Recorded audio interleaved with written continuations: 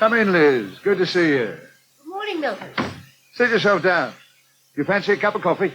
Oh, I just had some with Maurice downstairs. Out of a machine? In a paper cup? I think we can rustle up something a little better than that, don't you? No, really. Thank you all the same, Milton. Well, it's up to you. One thing I do envy you, tucked away up here, you can hardly hear the noise of the presses at all. You don't know what a relief it is. Oh, really? Well, I dare say we could find a little corner for you somewhere up here. Oh, no, that wouldn't work either. I'd be forever running up and down the stairs. I have to be down there where it's all happening. Of course. Anyway, by the end of the day, you stop noticing the noise. It becomes a permanent background, like living next door to the Niagara Falls. Well, you seem to be thriving on it anyway. You're looking positively blooming this morning. Thank you. Now, can you get down to brass tacks? What's the problem? Did I say there was a problem? Well, you must have had some reason for sending for me. Oh, yes, but no problem. In fact, I was going to ask if you had any little headaches. Any snags cropped up at the Herald? Anything I can do to help? There is one thing. Oh, good, good. I like to feel I can be of assistance. You know that. We've lost Jill Moon. Oh, yes. I think I heard something about that. You heard? The silly girl went missing, didn't she? And now she's landed herself a job with one of the Nationals, I believe. Your grapevine really is first class, Milton. I only found out that myself this morning. Well, there's not much goes on I don't get to hear about sooner or later. Jill sent me in a letter saying she'd forfeit a month's pay in lieu of notice. Apparently she got this offer of a job on the Planet, and it all happened very fast. You just put her in charge of the woman's page, too, didn't you? Mike did that. I'm about to wind up the woman's page. You're really determined to try this new day-to-day supplement? Yes, but to get back to Jill, now she's gone, I shall need your approval to advertise for a replacement, of course. Yes, well, let me think about that one, will you? Think about it?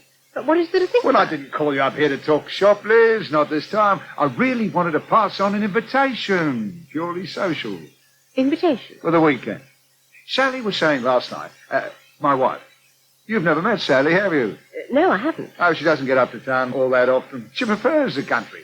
We've got this house in Sussex, not far from Haywards Heath. Oh, yes, I remember Mike telling me once. Yes, he and Claire came down to stay, that's right. Well, Sally and I were thinking it would be very pleasant if you could come down this weekend. She'd love to meet you. Nothing formal, just a quiet, friendly get-together. And you could bring your husband, too, of course. Thank you for letting me come and talk to you, Peter. Good heavens, why shouldn't you? You can still talk to each other, I hope. Well, yes, that's what I thought. Matt seemed to think... Well, anyway. Go on, Matt seemed to think you shouldn't come here. He felt that now that it's in the hands of solicitors, we should leave everything to them. But I didn't agree with him about that. Oh, quite right. I'm sure we both want to be as cooperative as possible. I understand you saw your solicitor this week. Yes, I did. And I saw mine. And they talked to each other on the phone. So I think we all know now where we stand, more or less. I think so, yes. They're both pretty well in agreement over the principal points. And there's not much doubt that the judge is likely to look favourably on my appeal. I wouldn't say that. What do you mean? Lynn, you're asking the court to go back on a ruling that was laid down several years ago to the satisfaction of all the parties concerned. There's no reason to think any judge is going to revoke that decision as far as I can see. Peter, I'm sure your solicitor didn't tell you that. He didn't have to. It's self-evident. But he must have told you that I stand every chance of winning this appeal and getting the court to reverse the judgment. I don't see much point in discussing a hypothetical decision. We've simply got to wait and see, haven't we? No, we haven't. We could avoid all that, and all that expense, by coming to our own agreement here and now, privately, and settling us out of court. You're asking me to give Jeremy up, just like that? No, not just like that. I know how much it means to you, Peter. I know it's a very big thing to ask you to do. But I'm appealing to you to think again. No, Lynn. Look, let's be perfectly honest. We both know it's more than likely I'm going to win the case. Even your solicitor must realize that. I'm sorry, I don't accept. But it's a fact, Peter. The courts decide in favor of the mother in 99 cases out of 100. Then this will be the exception to the rule. Please, try to understand what I'm saying. If you're going to have to give Jeremy up in the end, don't you think it would be much better to accept that now, so we don't have to take it to court and have a pitched battle? Better for Jeremy's sake. Don't try using emotional blackmail, Lynn. It won't work. That's not fair. If you'd thought about Jeremy's feelings a little more, you'd never have started all this. Look, Lynn, I've made up my mind, and I have Jeremy's interests at heart. You can't expect me to give in to you over something as vitally important as But this. if you lose... I won't lose. I don't care how long it takes, how many lawyers and judges have to fight it out, or how much it costs. He's my son, he's part of my family, and I'm never going to give way on that. So, I've been wasting my time. I've listened to what you had to say, but I can't agree with you. I'm sorry.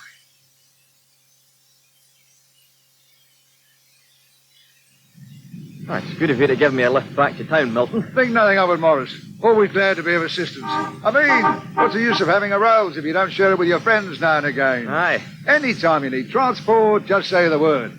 Providing I happen to be going that direction, of course. Of course. Most of the time I head straight back for Sussex, and then I take the ring road to avoid going through town. But tonight, as it happens, I've got a dinner appointment in Park Lane, so it's no problem to drop you off. Well, I would have got a lift from Liz, but she left early.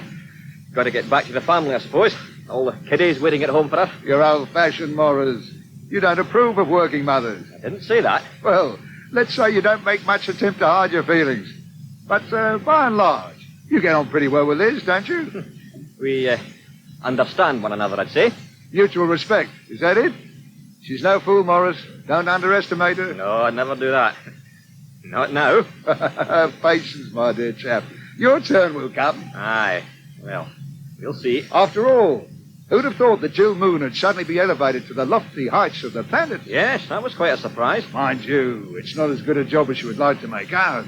How do you mean? You know that Junius Spellgrove column? Aye, I can't say I'm a great fan. Well, he has a bunch of hangers-on digging out the dirt. They're paid a small retainer, with a bonus if they ever come up with anything really worthwhile. And that's what Miss Moon is doing now. Running errands for Mr. Spellgrove. How in God's name did you find that out? Maurice, how can you ask such a thing of a newspaper man? A weekend in the country with Milton Monk? Well, I gather it's some sort of accolade to be asked, Peter. We'll have to go. Darling, you must be out of your mind. What are we supposed to do? Take the children with us? Plus assorted teddy bears and rubber sheets? Huh, I can see Milton Monk getting a great kick out of that. I know, darling. I explained we couldn't leave the children behind. We haven't got anybody to leave them with. Exactly. That's why I persuaded him in the end it would be much easier if we just went down for the day on Sunday. It's only about 2 hours by car. For all of us? For lunch and tea? Does he realize what he's letting himself in for? He said he and his wife would love to meet our family. He was in a very benevolent mood today, all sweetness and light. Well, we'll soon put a stop to that once he sees our bunch. But, darling, what's the point of it anyway? What's it all in aid of? Well, I suppose he thinks it oils the wheels, getting to know his staff on a personal basis. Oh, great. So I have to sit there with the kids, keeping them quiet, while you and Milton discuss policy changes on an editorial level. That's going to be a really charming day, I must say. Mike said Sally Monk is very nice. Okay, so Sally and I sit and exchange domestic small talk all day. Terrific. Well, I've accepted now, and it would be awfully rude to cry off. Oh, darling, you can go on your own. I'll stay here with the kids. Peter, we can't do that. Who the hell's that? Yes. Good evening, Mr. Tyson. Oh. Mrs. Tyson. Hello. I hope I haven't called it a bad time. Mr. Tully, hello. No, of course not. Come in. How nice to see you. Come and sit down. I'll clear a space. Afraid we haven't got the supper things out of the way yet. Oh, I won't stay long. I only dropped in to ask you if you'd had any luck. Luck? Well, with the arithmetic. You said you were going to do some checking up on what it would cost to set up this pleasure craft idea we talked about. Building up a few boats and hiring them out, like. Yes, well, I'm afraid I haven't done as much as I meant to. I got as far as one visit to the library, and then, well, quite frankly, this has been a pretty ghastly week all round. We seem to have had nothing but one crisis after another. I'm sorry about that. And here's me coming in and just adding to your problems. No, not at all. Look, please, sit down. Don't you worry. I can see you're both busy. I'll call in some other time, eh? No, really, do stay, Mr. Tully. We were only having a row. I'm glad you came in and broke it up. Well, it wasn't so much a row. We've been invited to spend next Sunday with Liz's boss. Liz feels we ought to go, but I think it's a bad idea to take the kids with us, and well, we obviously can't leave them behind, so we're stuck. Peter wants me to go on my own. Sunday, you said? I wonder.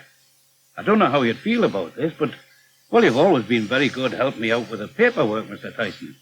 Don't you think it's about time I did you a favour for a change? I don't understand. Well, your youngsters do know me pretty well by now, and I know the wife would be only too pleased to help. That is, if you'd feel happy about leaving them with us.